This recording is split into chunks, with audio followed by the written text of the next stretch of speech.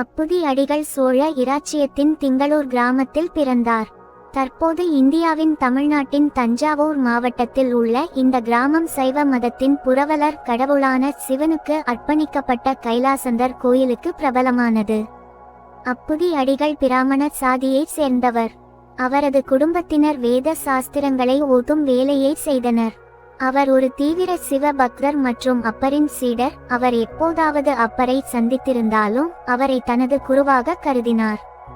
அவர் தனது மகன்கள், பசுக்கள் மற்றும் தனது வீட்டில் உள்ள மற்ற அனைத்திற்கும் திருநாவுக்கரசு என்று அப்பரின் திருநாவுக்கரசர் பெயரை வைத்தார்.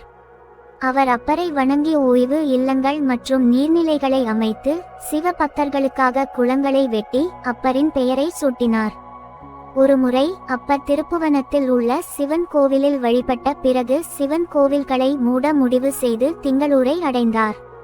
தாகத்தால் அவர் ஒரு நீர்நிலைக்கு சென்றபோது அந்த இடம் முழுவதும் திருநாவுக்கரசர் என்ற தனது சொந்த பெயரை எழுதப்பட்டிருப்பதை கண்டார். விசாரித்தபோது சக யாத்ரீகர்கள் அது அப்புதி அடிகளின் வார்த்தை என்று அவருக்கு தெரிவித்தனர். அப்பர் அப்புதி அடிகளின் வீட்டிற்கு சென்றார். அங்கு அவரது விருந்தினரால் சிவபக்தராக வரவேற்கப்பட்டார். அப்புதி அடிகள் அப்பரை வணங்குவதற்கு முன்பு அப்பர் அவர் முன் சாஷ்டாங்கமாக வணங்கினார். விருந்தினர் அப்புதி அடிகளிடம் நீர்நிலைக்கு ஏன் தன்னை பெயரிடவில்லை, வேறு ஒருவரின் பெயரை சூட்டினார் என்பதற்கான காரணத்தை கேட்டார். தனது குருவின் பெயரின் காரண குறிப்பால் அப்புதி எரிச்சலடைந்தார். அவர் விருந்தினரை கூச்சலிட்டு அப்பரின் மகத்துவம் தெரியாதா என்று கேட்டார். மேலும் அவரது குருவின் மகிமைகளை பாடினார்.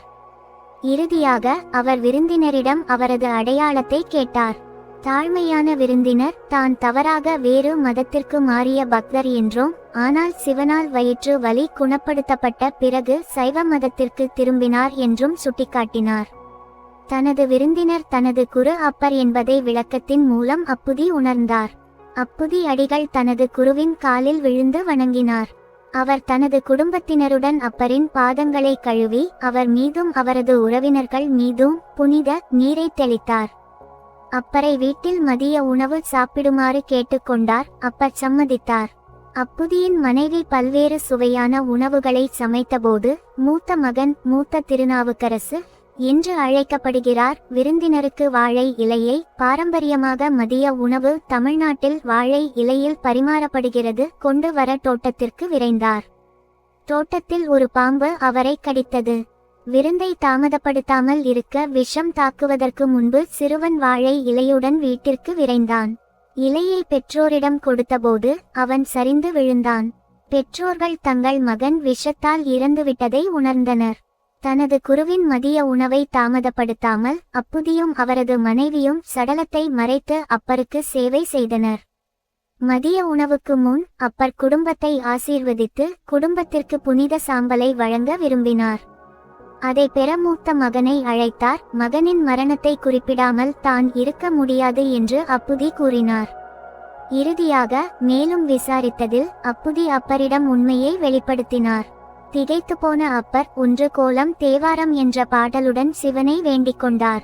குழந்தை உயிர்த்தெழுந்தது. கிராமம் ஆரவாரம் செய்தபோது ஏமாற்றமடைந்த பெற்றோர் அப்பரிடம் உணவை தாமதப்படுத்தியதற்காக மன்னிப்பு கேட்டனர். அப்பர் அப்புதி மற்றும் அவரது குழந்தைகளுடன் உணவை உட்கொண்டார். அப்பர் சில நாட்கள் அப்புதி அடிகளின் வீட்டில் வசித்து பின்னர் திருப்புவனம் திரும்பினார். திருப்புவனத்தில் அப்பர் தனது விருந்தினரை கௌரவிக்கும் வகையில் ஒரு பாடலை இயற்றினார். அப்பருக்கு சேவை செய்வதன் மூலம் அப்புதி அடிகள் சிவனின் அருளை பெற்றதாக கூறப்படுகிறது.